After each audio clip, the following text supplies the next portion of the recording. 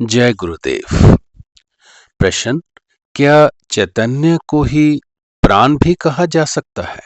गुरु महाराज, चैतन्य तथा प्राण एक ही बात है। प्राण शब्द का प्रयोग योग ग्रंथों में बहुलता से किया गया है। सामान्यतः श्वास प्रवास को प्राण कहा जाता है, जबकि ये प्राण की एक क्रिया मात्र है जो कि प्राण की क्रिया के हटते ही बंद हो जाती है। प्राण ही इंद्रियों को गतिशील करता, चित्त के सभी व्यापार संपादित करता, नाड़ियों में रुधिर प्रवाहित करता, खाया हुआ अन्न पचाता तथा भूख लगवाता, वासना एवं संस्कारों को उदय तथा संचय करता तथा गुण अवगुण से युक्त होकर व्यक्त होता है। सामान्यतः प्राण व्यष्टि स्तर पर जीव के देह में ही क्रियाशील शक्ति के लिए प्रयुक्त होता है। बाहरी क्रियाशीलता के लिए प्राण का उपयोग बहुत कम देखने में आया है। प्रश्न, जीव तथा ब्रह्म एक ही है ऐसा भी कहा जाता है, ये क्यों है? गुरु महाराज, ब्रह्म या ईश्वर के अतिरिक्त कुछ दूसरा है ही नहीं, तो जीव भी इससे अन्य कैसे हो सकता है? जीव भी ईश्वरीय शक्ति के योग से ही जीव तब धारण करता है।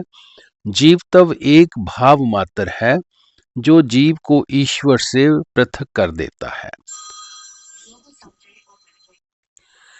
जीव तब एक भाव मात्र है जो जीव को ईश्वर से पृथक कर देता है। तात्विक दृष्टि से विचार किया जाए तो जीव तथा ईश्वर में एक ही शक्ति कार्य कर रही है।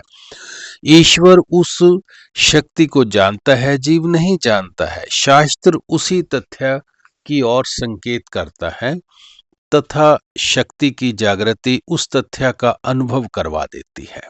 प्रश्न, ये भी कहा जाता है कि शक्ति कभी समाप्त नहीं होती, एक अणु में भी अनंत शक्ति होती है। गुरु महाराज, प्रत्येक अणु में अनंत शक्ति है। शक्ति का प्रत्येक अंश परिपूर्ण एवं असीमित है। आपकी इंद्रियों की शक्ति भी असीम है, किंतु इंद्रियों के सीमित होने का कारण सीमित हो गई है।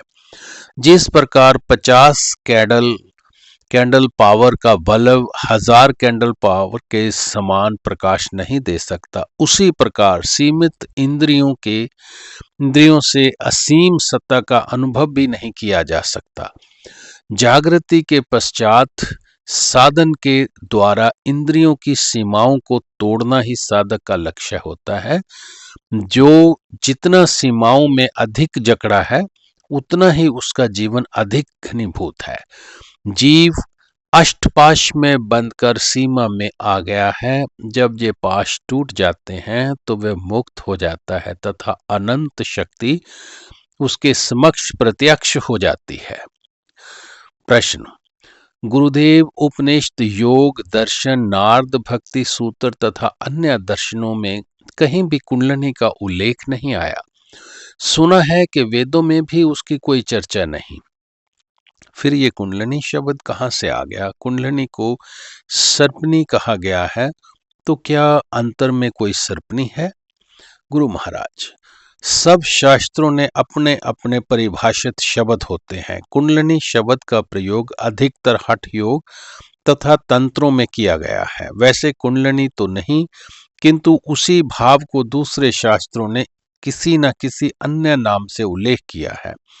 शब्द नहीं, भाव महत्वपूर्ण है। जैसे योग दर्शन में इसी को प्रत्यक्ष चेतना कहा गया है, अर्थात जो चेतना आत्मविमुखी हो।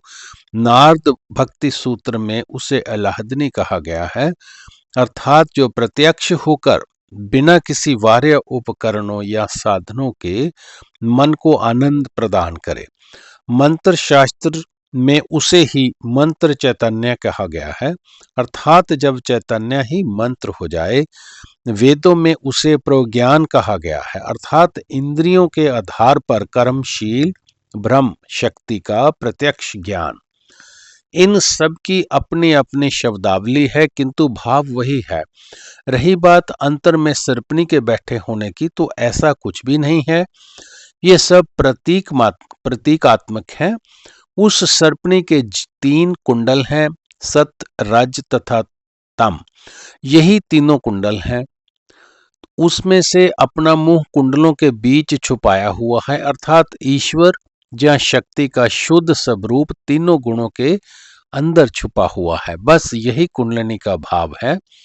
जब कुंडलिनी जाग जाती है अर्थात अंतर्मुखी हो जाती है, तो सर्पणी सीधी हो जाती है, कुंडल उतर जाते हैं। जय गुरुदेव।